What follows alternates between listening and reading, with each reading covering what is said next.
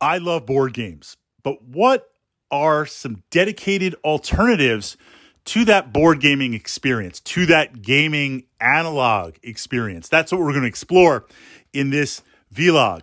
Now, for a framework perspective, let's look at role-playing games. A role-playing game is very complex, very open-ended, a lot of different choices. Miniatures might be involved, terrain might be involved, handouts, counters. Some board games look like role-playing games. Some role-playing games look like board games. But this type of experience, a role-playing game, requires a GM, a game master, or a DM, dungeon master if it's D&D.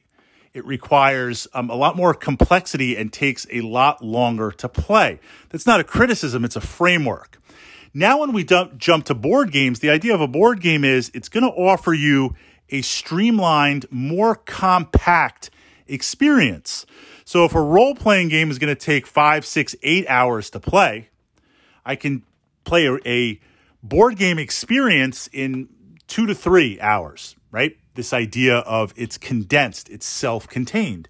And of course, that narrative is often driven by the game itself. You have some player versus player experiences, but more and more games are co-op or everyone playing on the same team and the game will play against you.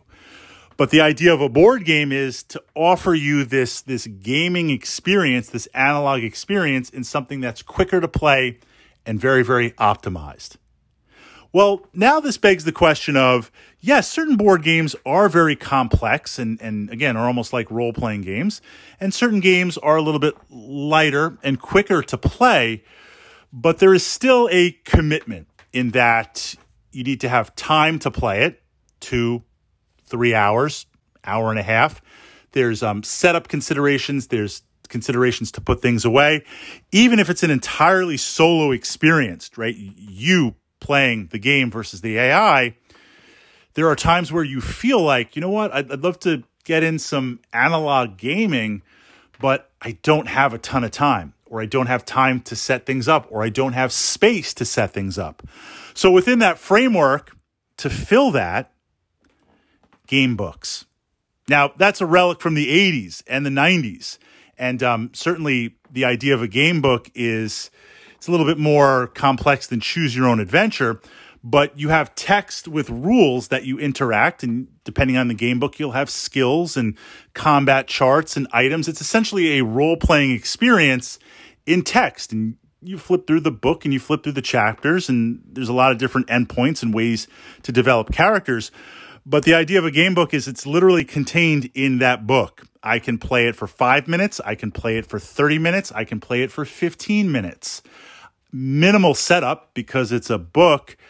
Minimal character sheet, maybe some dice, but some of the books have a chart in the back that you can utilize. Some of the character sheets are built into the book. Truly a massively, massively portable gaming experience. Now, I'm setting aside, I've been saying analog versus digital. This is an analog experience. One could say, if I don't have much time to play and I don't have necessarily the space, or even if I have the space, I don't have the time to set up, 20, 30 minutes a game, break it down. Yes, absolutely. Digital-based games on your phone, on your tablet. Some of those ports are one-to-one. They're the exact same experience as those board games, as those role-playing games. And I just pause it, or I stop it, or I save it. Yes, but sometimes you want an analog experience. Sometimes you want to disconnect from that and have the feel of the dice, have the feel of the book, see the artwork, pause for a moment. I see this where when I'm playing board games solo, sometimes when it comes to a decision point, even though I kind of know what I'm going to do, I like to pause for a moment. I like to look at the artwork. I like to look at the overlay of the miniatures. I like to picture that in that moment and really kind of pause the game. A same thing with game books being an analog experience. I read the text. I look at the picture. Do I want to go left or do I want to go right?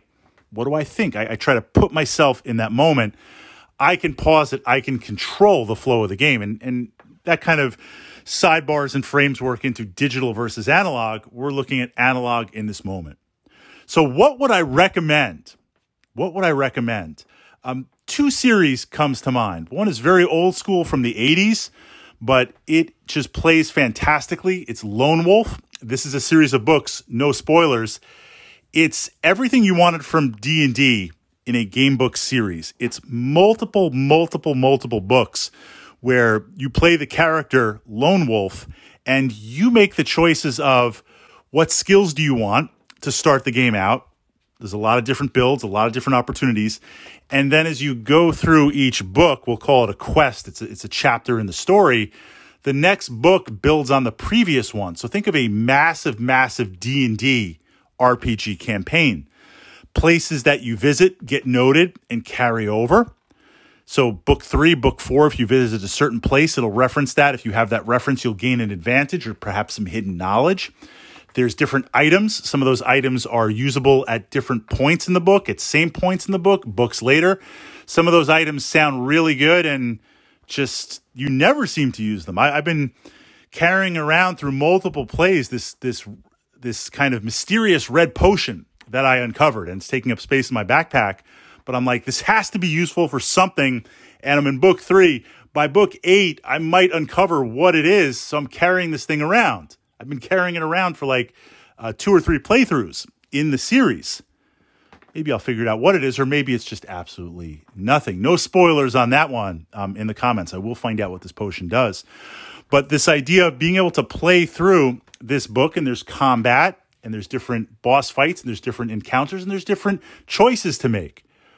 All in a format that I pick up, I read the book, I play. I can play as little, as much, what I want. That's an old series from the 80s. And of course, there's many other series out there. A new modern series that I would recommend, that I can't recommend highly enough, is The Huntress. This is a 3-book series as of right now, where you play a very unique character, and there's character development and storylines and items. But without giving away any spoilers, the storyline is very engaging. Multiple endpoints, multiple choices, but there are some RPG mechanics and some aspects of the book which I think are extremely innovative. Lone Wolf does a great job, and I love Lone Wolf. This really kind of also captures that updated D&D RPG experience extremely well. And of course, the classic sorcery series, and there's a lot of other series out there. But this kind of has complemented over the years my like role-playing board gaming RPG type itch, where yes, when I have lots and lots of time, I do the D&D thing, either running my own campaign or playing with some friends. Recently, we've been working our way through Alien, the RPG. If you've been following my channel, you know I love Conan. You know I love the alien. So to be able to fight the alien in a RPG setting, not as a D&D superhero level 20 character, not as a super X-Men psionic type character, just a normal person, man versus alien, that's been a lot of fun. And the mechanics of the game are very interesting. So that's on the one side. And then, of course, board games tend to be dungeon crawlers and RPG light type experiences, looking at stuff like Runebound or Dark Souls or Hero Quest. But that's a little bit of a commitment. That's a little bit of a setup and breakdown for those times where it's like, you know what? I want to unwind a little bit. I want to get that analog experience. I've got 10, 15 minutes, or I don't really quite know how long I have to play, just a little bit before I have to take care of something else. Game books, specific game books, the Lone Wolf series and Huntress and Sorcery really fill that extremely well. And it's almost kind of like we've got RPGs on one side, board games in the middle, and game books on the other side. So as a board game enthusiast, have you considered looking into game books? What place, if at all, because I wouldn't say they're a relic from the 80s and 90s, although they're not as popular as they once were due to board game developments and, of course, due to digital ports. But they really, in my opinion, still should have a place and be considered in your gaming library.